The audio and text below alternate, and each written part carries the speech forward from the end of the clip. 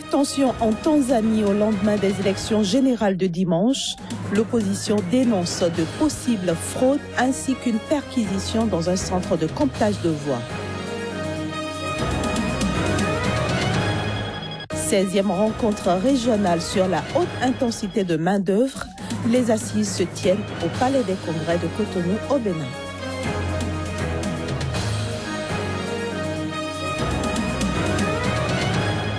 Enfin, le bilan s'alourdit en Asie après le séisme qui a touché ce lundi le Pakistan et l'Afghanistan. On parle de plus de 215 morts.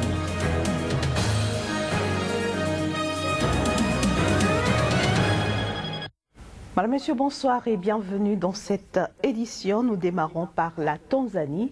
Dans l'attente des premiers chiffres issus des urnes, la tension a commencé à monter ce lundi. Au lendemain des élections générales de dimanche, le principal parti d'opposition a dénoncé de possibles fraudes électorales. Ce parti déplore également une perquisition dans l'un de ses centres de comptage de voix à Dar es Salaam dans la nuit de dimanche à lundi. Perquisition conduite par des hommes en civil se présentant comme des policiers. Ces derniers auraient saisi des ordinateurs et des dossiers et emmené une vingtaine de personnes au commissariat. Les images. Les Tanzaniens ont voté dimanche pour élire leur président, leurs députés et conseillers locaux. Ces élections s'annonçaient très indécises et pourraient mettre fin au règne du parti au pouvoir depuis l'indépendance du pays en 1961. Le décompte des voix s'est poursuivi ce lundi et des résultats définitifs devaient être annoncés d'ici jeudi. Mais l'opposition n'a pas tardé à évoquer de possibles fraudes électorales. Elle dénonce par ailleurs la perquisition à Dar es Salaam de l'un de ses centres de comptage de voix par des hommes en civil se présentant comme des policiers dans la nuit de dimanche à lundi. Des ordinateurs et des dossiers auraient été saisis et une vingtaine de personnes emmenées au commissariat. C'est le centre où nos bénévoles ont choisi faire le comptage des résultats qui arrivent de partout dans le pays et nous avons reçu les résultats qui montrent que nous sommes en train de gagner. Donc au moment où nos bénévoles sont en train de recevoir les résultats et de les compter, les policiers sont arrivés et perquisitionné la pièce. Ils ont pris tout l'équipement que nos bénévoles utilisaient pour recenser les résultats. La présidentielle se joue entre John Magufuli du parti CCM au pouvoir, considéré comme le favori, et l'ex-premier ministre Edouard Lowassa à la tête d'une coalition d'opposition. Ils étaient quelques 23 millions d'électeurs appelés à choisir le successeur de l'actuel chef de l'État, Jakaya Kikwete, qui, conformément à la Constitution, ne s'est pas représenté après avoir achevé son second mandat. En Côte d'Ivoire, on est toujours dans l'attente des résultats de la présidentielle de dimanche. On en sait cependant un peu plus sur le taux de participation. Il tourne autour de 60% selon les premières estimations. Par ailleurs, le scrutin a été jugé crédible et transparent par les observateurs de l'Union africaine et de la CEDEAO. L'annonce officielle des résultats est attendue pour mardi. En attendant ces résultats officiels, nos envoyés spéciaux à Abidjan ont tendu leur micro à quelques Ivoiriens. Nous vous livrons ici leurs impressions sur des propos recueillis par Joël Yetandi. On a bien voté par rapport à 2010. 2010, on a trop souffert. Même moi-même qui étais assis devant vous, j'ai été arrêté. Et pour aller au camp militaire, j'ai atterri de l'aéroport. Alors cette année, je suis parti voter tranquillement, sans problème, sans discussion, sans bousculade. C'est très bien d'avoir la paix comme la Côte d'Ivoire cette année. On va à nos occupations correctement, il n'y a pas de tension particulière, il n'y a pas de tension palpable. Nous sommes patients, voilà, avec une sérénité. Dieu merci, tout s'est déroulé dans le calme, donc il n'y a pas...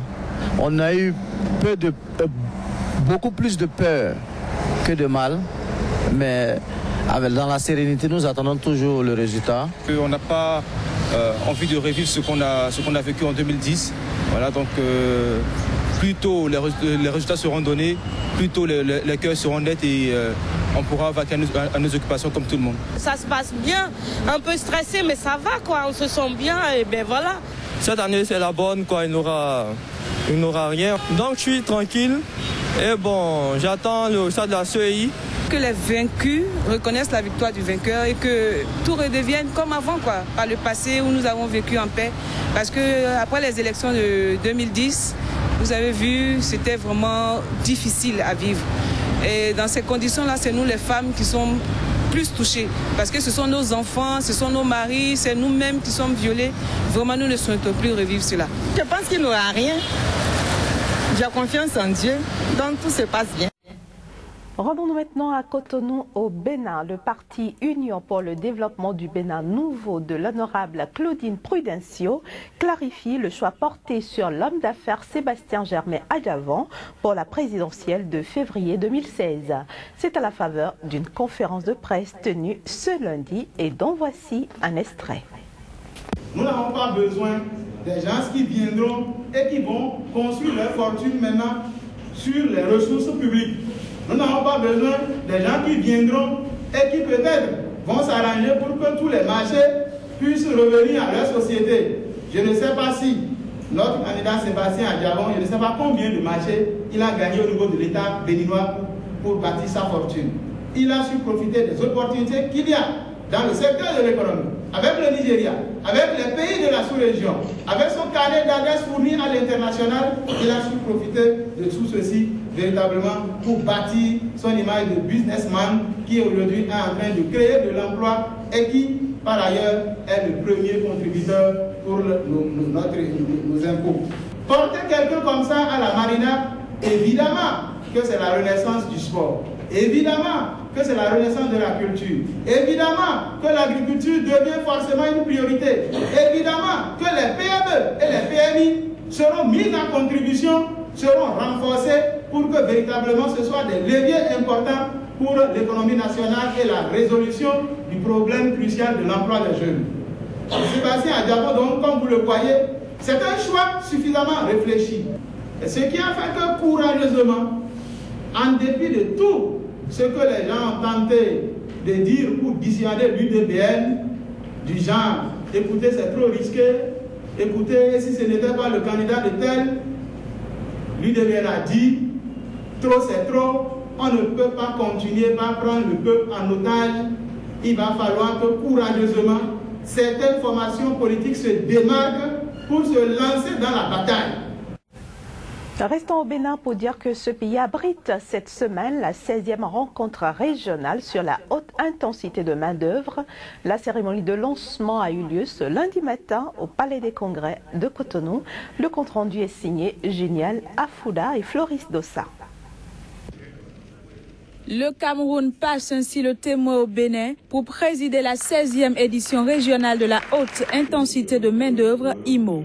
Portant sur le thème « Approche IMO face aux défis du développement durable en contexte de décentralisation », le présent séminaire accueille près de 300 praticiens de la communauté internationale. Les approches IMO proposent aux gouvernements locaux, au secteur privé et aux associations communautaires de, premièrement, améliorer le contenu en emploi des investissements sans compromettre la qualité des travaux réalisés. Deuxièmement, restaurer et gérer les ressources naturelles. Il s'agit par exemple des opérations qui concernent le reboisement, pour donner un exemple. Troisièmement, renforcer les capacités des structures et acteurs concernés. Et enfin, quatrièmement, institutionnaliser les stratégies d'investissement axées sur ces approches et en évaluer l'impact. Le Bénin est le premier pays francophone ouest-africain à abriter l'événement qui revêt une grande importance pour son développement socio-économique. La rencontre sera également consacrée aux échanges sur les changements climatiques.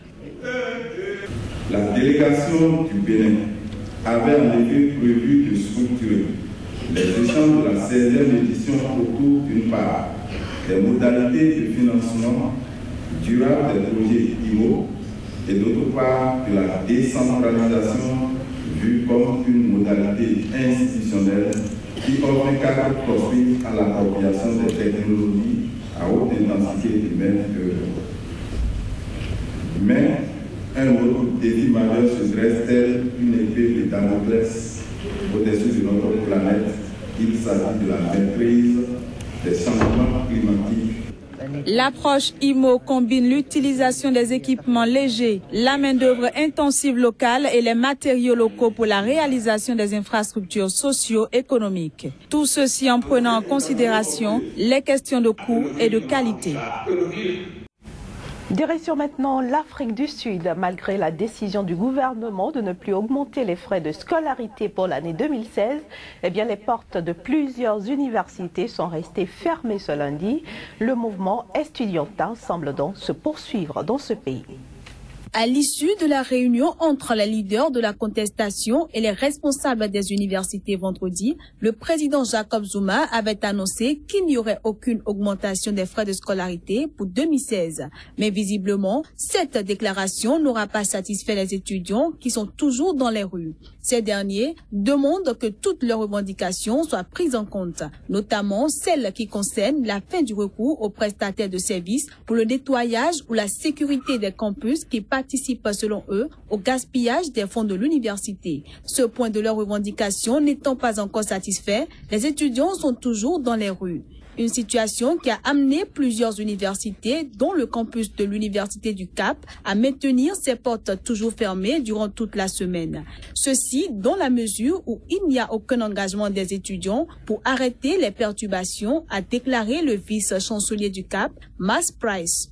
Pour la petite histoire, des milliers d'étudiants étaient descendus dans la rue la semaine dernière pour protester contre l'augmentation prévue de leurs frais de scolarité pour 2016. Des heurts avaient éclaté entre manifestants et policiers devant le Parlement sud-africain au Cap et devant le siège du gouvernement à Pretoria. Notons que les examens de fin d'année doivent commencer cette semaine dans quelques universités. Un puissant séisme de magnitude 7,5 a secoué l'Asie ce lundi. Les montagnes du nord-est de l'Afghanistan et du Pakistan ont été les plus touchées. Le bilan provisoire s'élève à plus de 215 morts et pourrait s'alourdir. Dans le séisme qui a frappé l'Asie du Sud ce lundi, 63 personnes au moins ont péri en Afghanistan. 12 écolières sont décédées dans une bousculade d'après les autorités afghanes. Un décompte qui fait passer le bilan total du tremblement de terre de magnitude 7,5 à 215 morts au moins en Afghanistan et au Pakistan. La secousse a duré au moins 1 minute et au moins une réplique d'une magnitude 4,8 a été ressentie peu après. La secousse a détruit ou fissuré des bâtiments en Afghanistan, en Inde et au Pakistan, poussant des milliers de gens à se précipiter dans les rues. Mon fils a été blessé, donc nous l'avons amené à l'hôpital. Malheureusement, dans cet accident mortel, nous avons perdu 12 écolières innocentes de l'école Hajra. Lorsque les proches de l'étudiante morte sont venus, ils étaient tellement affligés qu'ils n'ont pas voulu nous donner leur nom. Les premiers bilans étaient aussi importants au Pakistan voisin, avec plus de 52 morts. Mais il pourrait là aussi s'alourdir. Trop tôt pour arrêter un bilan définitif. Un présentateur de la chaîne afghane Ariana News Channel, alors qu'il était en direct, s'est vu obligé de quitter le plateau lors de la manifestation du séisme de magnitude 7,5. C'est aussi le moment pour nous de quitter ce plateau.